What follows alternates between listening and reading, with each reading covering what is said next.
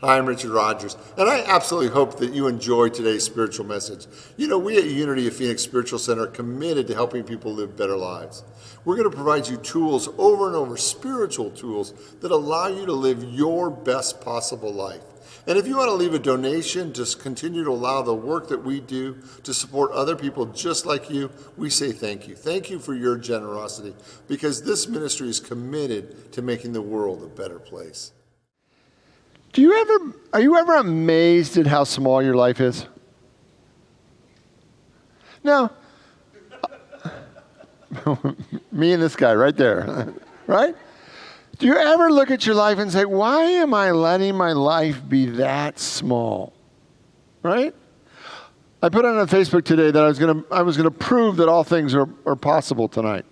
And I really believe that as a spiritual community, as spiritual teachers, that we have a role to continually break open the possibilities for your world, right? Because I think for most of us, no matter how big our life is in any one moment, it's still just a small segment of what's possible. But to really take on what's possible, you have to be willing to confront yourself, right? Because all the limitations in the world are all within. True? They're all within. And you might have been taught those limitations. How many of you have had a coach on limitations? How many had like a parent or an older sibling or a teacher that coached you on your limitations? And they were really clear about what your limitations are, right? Because they really believed them for themselves. And they really believed that limitation that they fully believed in, they wanted out of love for you to pass it on to you so that you would know that was your limitation so you wouldn't be disappointed, right? So in their weird kind of way, they were trying to serve you. Because they knew the limitations of the world. They had proved it to themselves. Do you know the story about an elephant? An elephant, and now I'm not suggesting that we should have elephants in circuses, right? But I am going to tell this story, and this is in no way an endorsement of elephants in the circus, so you can email, but just email Richard. He wants to hear from you, really, really do. All right? So in a circus, when an elephant was small, they would put a steel brace around one of its legs, and at the other end of the chain, they would pound a big old stake in. And the elephant, when the elephant was small, he would walk around in a circle, and because he didn't have the strength to pull up the big stake, he learned that because there was a chain on his foot, that he could only go so far. And they would teach the elephant that when they were little, when they actually couldn't pull up the stake. And as they grew, because that brace was on their leg and because it was attached to a chain, they knew how far they could go. And that's as far as they could go. Now, would a fully grown elephant been able to rip up that stake and go literally wherever it wants to go? Yes. But because it was taught limitations as a child, it internalized those.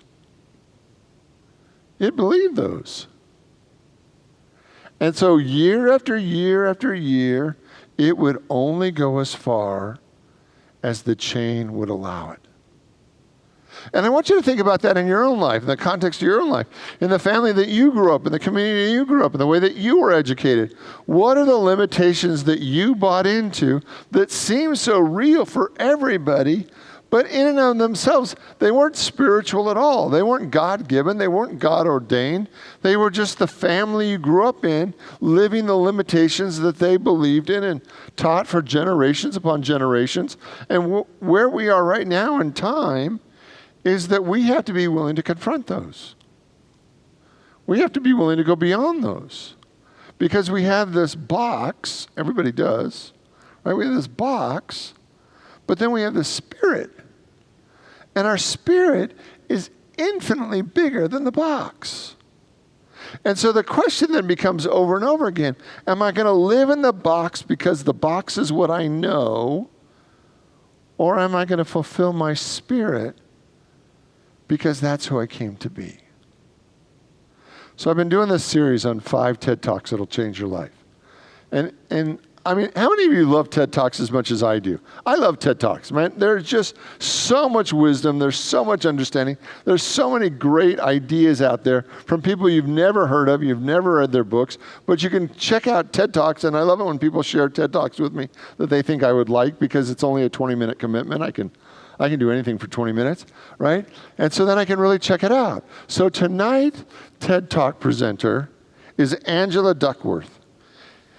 She is the fulfillment of what I talked about last week when I talked about the idea of not one true purpose. This lady's life has been a continual evolution of greatness. Are you guys ready in the booth? Let's go. Let's show it. When I was 27 years old, I left a very demanding job in management consulting for a job that was even more demanding, teaching. I went to teach 7th graders math in the New York City public schools. And like any teacher, I made quizzes and tests, I gave out homework assignments. When the work came back, I calculated grades. What struck me was that IQ was not the only difference between my best and my worst students. Some of my strongest performers did not have stratospheric IQ scores. Some of my smartest kids weren't doing so well. And that got me thinking. The kinds of things you need to learn in 7th grade math, sure, they're hard. Ratios, decimals, the area of a parallelogram. But these concepts are not impossible. And I was firmly convinced that every one of my students could learn the material if they worked hard and long enough. After several more years of teaching, I came to the conclusion that what we need in education is a much better understanding of students and learning from a motivational perspective, from a psychological perspective. In education, the one thing we know how to measure best is IQ. But what if doing well in school and in life depends on much more than your ability to learn quickly and easily? So I left the classroom and I went to graduate school to become a psychologist. I started studying kids and adults in all kinds of super challenging settings. And in every study, my question was, who is successful here and why? My research team and I went to West Point Military Academy. We tried to predict which cadets would stay in military training and which would drop out. We went to the National Spelling Bee and tried to predict which children would advance farthest in competition. We studied rookie teachers working in really tough neighborhoods, asking which teachers are still going to be here in teaching by the end of the school year. And of those, who will be the most effective at improving learning outcomes for their students? We partnered with private companies asking which of these salespeople is going to keep their jobs and who's going to earn the most money. In all those very different contexts, one characteristic emerged as a significant predictor of success. And it wasn't social intelligence, it wasn't good looks, physical health, and it wasn't IQ. It was grit. Grit is passion and perseverance for very long-term goals. Grit is having stamina. Grit is sticking with your future, day in, day out, not just for the week, not just for the month, but for years, and working really hard to make that future a reality. Grit is living life like it's a marathon, not a sprint. A few years ago, I started studying grit in the Chicago public schools. I asked thousands of high school juniors to take grit questionnaires, and then waited around more than a year to see who would graduate. Turns out that grittier kids were significantly more likely to graduate, even when I matched them on every characteristic I could measure. Things like family income, standardized achievement test scores, even how safe kids felt when they were at school. So it's not just at West Point or the National Spelling Bee that grit matters, it's also in school, especially for kids at risk for dropping out. To me, the most shocking thing about grit is how little we know, how little science knows about building it. Every day, parents and teachers ask me, how do I build grit in kids? What do I do to teach kids a solid work ethic? How do I keep them motivated for the long run? The honest answer is, I don't know. What I do know is that talent doesn't make you gritty.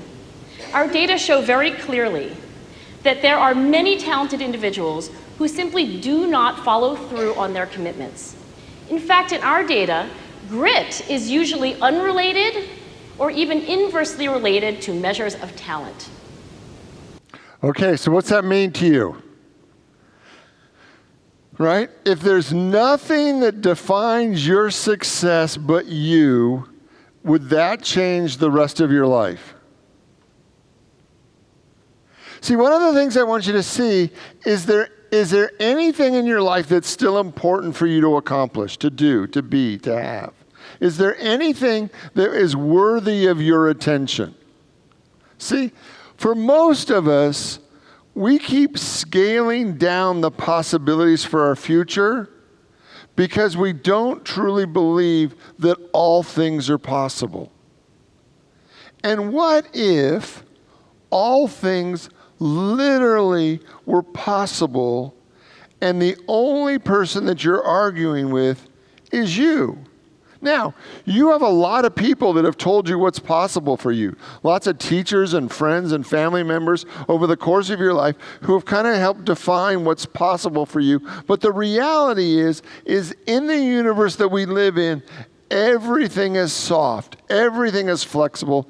Everything can be what you decide it could be if you're willing every day to get up and move in the direction of your greatest desires. It's like, well, Richard, I don't know what they are. Okay, well, what if you did? If you gave yourself permission every day to go after your greatest desire, can you believe at the end of your life that it would have been more fun to go after your desires than to go through the motions?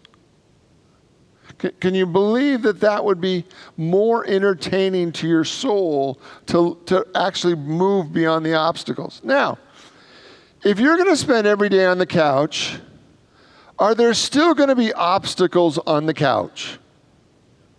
You know, you're gonna still have to get up if the remote needs new batteries, or if you run out of bonbons, or if the refrigerator goes out and you can't get your cold beer, or whatever it is, right?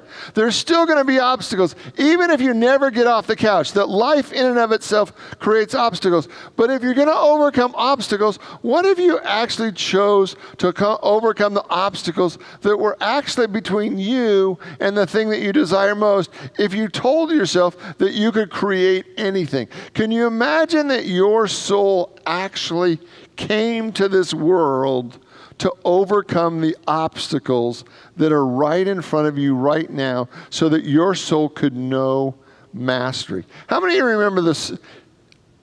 How many of you remember the story of the tortoise and the hare?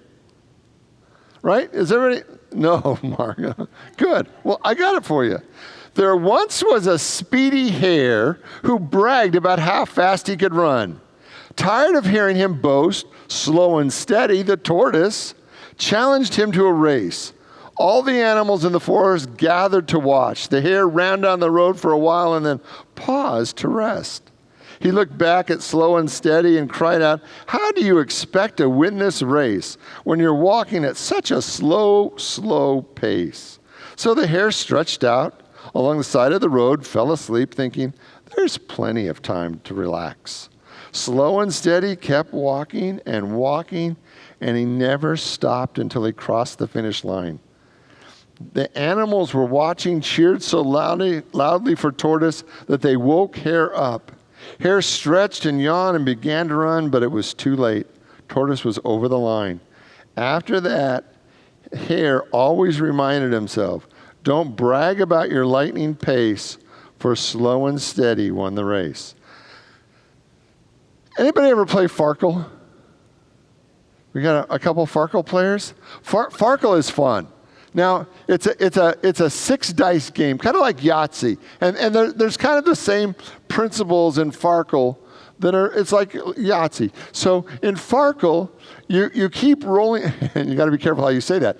But in Farkle, you keep rolling the dice until you either Farkle, which means you crashed, or you stop and take that score. So it's a game of how far you can push it, because the more you roll, the higher the probability that you're going to Farkle, but the higher your score is. So it's always this game of how far can you push it, right? And what's fun about Farkle, if you play Farkle with people that you know, is that you get to decide, are they home run hitters or base hit hitters, right? And what happens for home run hitters is sometimes they win, right? Sometimes they'll keep rolling the dice and keep pushing it and keep pushing it and pushing it. But also, they have a very high probability of Farkling. And when you Farkle, you don't get any points. So you can either stop somewhere around on your turn. You can stop after 2 or 3 rolls, take the points that you gathered, and every round you just keep building points. And the home run hitters keep trying to win in 3 or 4 rolls. And it's really just a fabulous game to see how you play life. Do you Farkle out? Or every day do you get up and roll the dice for that day and take the points and make the moves that you can make that build the life that you want? See, most people want to be home run hitters because it looks like so much fun, right? You go to the base, you go up to the plate, you swing big, and you hope you hit it out of the park. But what wins games are base hits. Base hits every time you get to bat, to the best of your ability. What can I do today to move my life forward to the greatest goal that I have? Trusting that if I keep hitting base hits, that it will actually take me to where we want to go. Like everybody wants to win the lottery, right? But for most of us, that's not going to happen. What's going to happen is us every day making steps to make our life just a little bit better, that over and over again. One of the things I read recently was that the thing that determines that the most successful children is one adult who believes in them. One adult, right? One adult who believes in a child is the greatest determinant of that child being successful, because that child needs to know that somebody, when they come up against an obstacle, believes that they can overcome it. And what if it's true for your life? What if the greatest desire you have, your greatest goal, your dream, your desire, what if all you need is one other person on the planet who believes that you can overcome it? And you say, well, I'm not even sure I have one other person. Well, then let a chaplain be your person. Right? Let one of the ministers here be your person. Because the reality is that when we have one other person that believes in us, we can move mountains. So there's 3 elements that I want to talk about tonight that I believe that are the keystone of living a great life.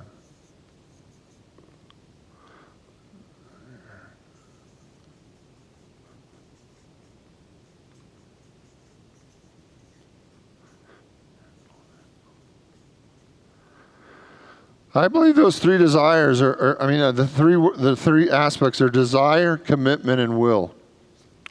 Because I don't think that we can make somebody salivate. You know what I mean by that? It's either a desire that you have or it's not. You can't make somebody want something if they don't want it. That the entire universe is kind of based on the idea that your desire moves the whole planet forward. And that desire actually is a spiritual quality. It's our ability, our desire is our ability to hold God's desire for us. Because I believe that the universe has desires for you. You know, Jesus said it's the Father's good pleasure to give you the kingdom. That I believe that the universe has desires for you, and our ability to hold our desires is really our ability to discern what the desires for the universe are, what God's desires are for each and every one of us, whether it's love or peace or joy or abundance, that every one of us, through the power of desire, actually discerns the desires of God. So you have to have a desire. And sometimes we feel so beaten up or so broken down by life that we don't feel like we have desires anymore. Or even if we did have desires, we don't believe that it's possible to have them. And as we heal, as our soul heals, we actually begin to awaken to the power of desires within our life. So tonight, what's the desires that you have? Is there any desires that you still have for your life? And would you be willing to be about that desire on a consistent, regular basis? And that takes us to commitment. Commitment is necessary because commitment requires that we're able to hold a desire for long periods of time to move in that direction day in and day out, over and over again, to get up out of bed with one desire, one focus, and able to move in that direction over and over again, even when we don't want to. Right? How many of you have... See, one of the things that we teach often is that you have to believe it's possible. Right? The reality is there's going to be days when you don't believe. There's going to be days when you're in self-doubt, when you just simply do not believe that your greatest desire is possible, and your commitment has to be greater than your faith. Because your commitment will actually get you through to the other side. That I'm committed to it even though today I'm walking in doubt. Even though today I'm walking in fear. Even today I don't know how it's going to work out. My commitment actually moves me forward to a greater level of good. So you have to know what your desire is. It has to be burning. It has to be conscious. You have to be aware. You have to really see what your desire is. And then you have to make a commitment to it. And that commitment has to be day in and day out. It has to be consistent, that every day I'm about my thing. Every day I'm moving in that direction. Every day I'm making that happen. So you desire and commitment, and then we get to will. How many of you, one of my favorite scenes in any movie is the final act of the final scene of the first act of Gone with the Wind. When Scarlett O'Hara is on her knees, when there's deprivation all around her, the fields have been picked clean, and she says, "As God is my witness, I will not go hungry again." That is the power of will. Now, will's an interesting thing because will is truly a spiritual quality.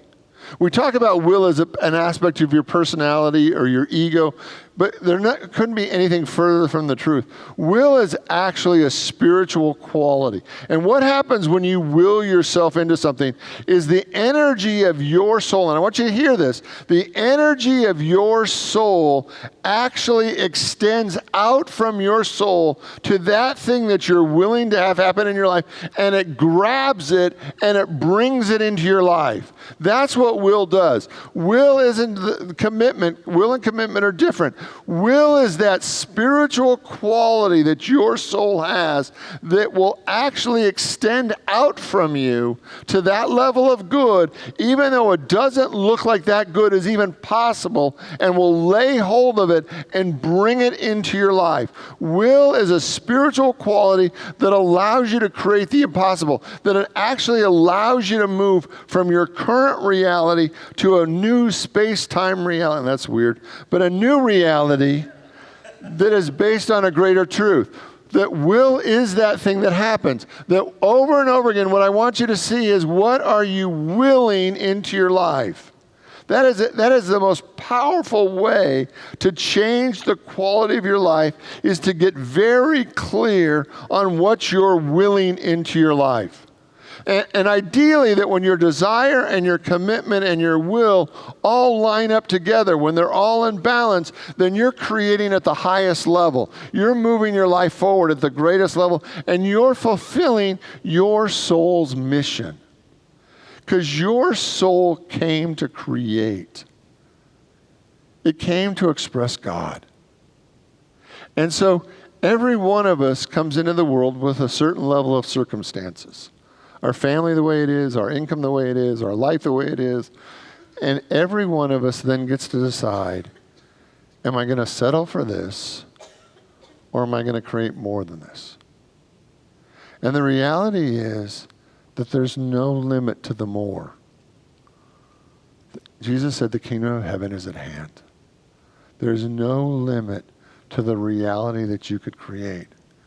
And what I want you to see is that your intelligence doesn't define it. Your strengths and your weaknesses don't define it.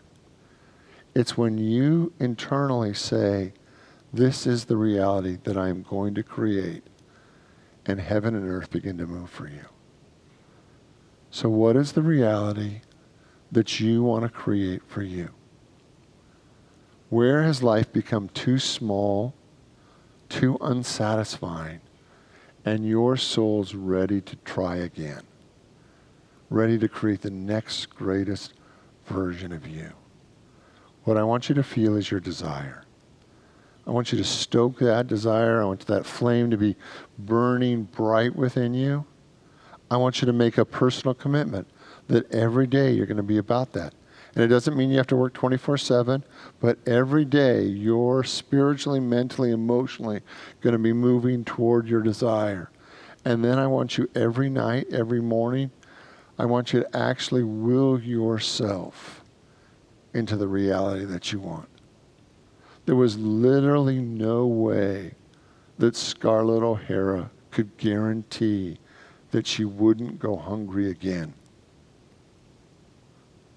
But down on her knees, in the dirt, in the absolute deprivation that was all around her, she willed herself into another reality. And then we watched that reality become made. Now, we might discuss the means and the way that she did it, all right? I am not advocating that, but what I want you to see that when she was on her knees, she willed herself into a new reality, and that new reality was made manifest. That's what I want from you. I want you to have a desire that's so clear, so important, so on fire within you that you'll make a commitment to it, and that be a total commitment.